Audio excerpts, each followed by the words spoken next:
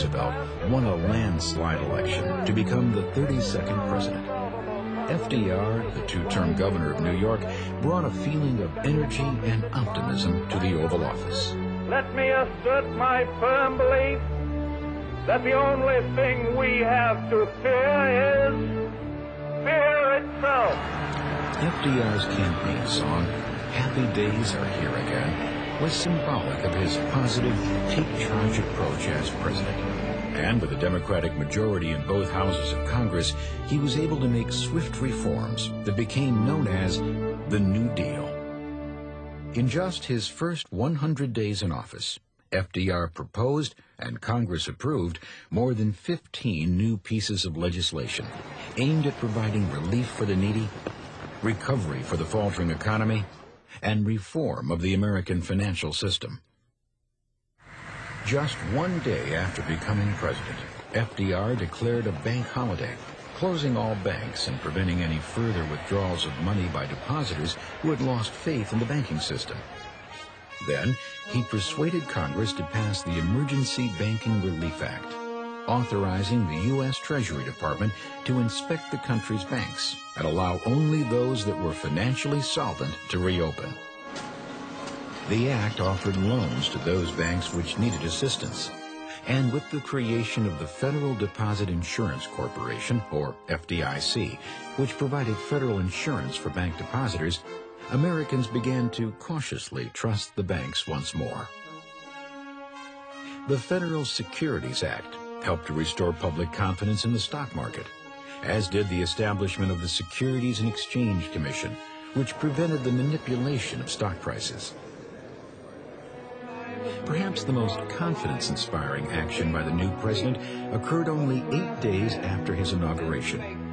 Roosevelt took to the airwaves as millions gathered around their radios for his first fireside chat. He explained in simple terms the steps he had taken to reform the American economy. Roosevelt's direct, personal approach to the American people was reassuring and helped him garner the support of Americans to enact several more policies in his push toward recovery. The Civilian Conservation Corps, the CCC, was formed to put young men to work. The CCC planted 200 million trees in the Great Plains to prevent future soil erosion and built roads, parks, and flood control systems. The pay was only $30 a month, but almost 3 million men got much-needed employment. Meanwhile, the Federal Emergency Relief Administration provided $500 million in direct aid to the homeless, unemployed, and ill. The New Deal also created the PWA, the Public Works Administration, which provided funds to the states so that they could build schools, libraries, and other community buildings and create jobs for their citizens. When the PWA failed to diminish unemployment quickly enough, Roosevelt launched the CWA, the Civil Works Administration. The CWA created more than 4 million jobs, and workers built 40,000 schools and 500,000 miles of roads. In June of 1933, FDR's administration was able to pass the National Industrial Recovery Act, NIRA. It established a code of fair practices for various industries and set prices to ensure fair competition. The act also recommended minimum wages and maximum hours for workers. Meanwhile, the Tennessee Valley Authority was organized to build dams that provided electricity, flood control, and of course many jobs for poor farmers in several southern states. That same year, Roosevelt also submitted the Agricultural Adjustment Act, which limited crop production in order to increase crop prices and help reduce surplus. Despite launching all these wide-sweeping new pieces of legislation, some critics felt the administration still hadn't gone far enough in helping the poor and reforming the economy. Some feared the New Deal was mostly benefiting already wealthy business owners and that it gave too much power to the government. Even ex-President Herbert Hoover was a vocal critic of FDR's New Deal policies. We have seen the creation of a most gigantic spending bureaucracy. That is not only a reduction of your standard of living, but of your freedom at your homes. By 1935, the Supreme Court decided that the NIRA was unconstitutional, saying that its enforcement of federal employment codes went beyond the government's powers. The following year, it held that the Agricultural Adjustment Act was unconstitutional as well, because agricultural controls and regulations should be decided by individual states. Dismayed and fearing conservatives and the Supreme Court might unravel the New Deal, FDR proposed an intriguing bill to Congress. Roosevelt's so-called Court Reform Bill would have added 6 more justices to the Supreme Court. Justices he, as president, would nominate. It was obvious that FDR would choose those sympathetic to his New Deal policies. The proposal was promptly nicknamed the Court Packing Bill.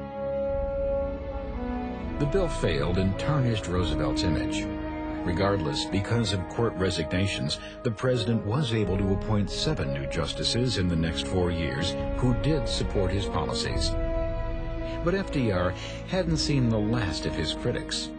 Roman Catholic priest and radio broadcaster Father Charles Coughlin reached over 40 million listeners each week as he challenged the New Deal. Coughlin wanted a guaranteed annual income for Americans and a nationalization of banks. In time, however, his anti-Semitic comments cost him most of his supporters. Dr. Francis Townsend, another outspoken opponent to FDR's policies, claimed Roosevelt wasn't doing enough to help the elderly. Townsend won widespread support with his demand for a national pension plan. This money to be collected by the government and returned directly to the people from whom it was collected in the form of pensions every 30 days. Most vocal was Louisiana Governor and then Senator Huey Long. Although a supporter of Roosevelt at first, later Long had nothing but criticism for him. The Kingfish, as Long was often called, intended to run for the presidency and championed a nationwide social program called Share Our Wealth.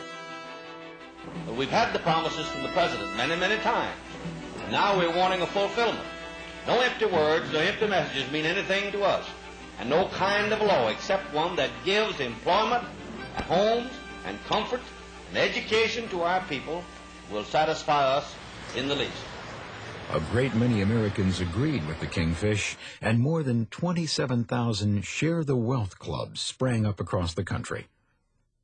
In 1935, at the height of his popularity, Long was assassinated.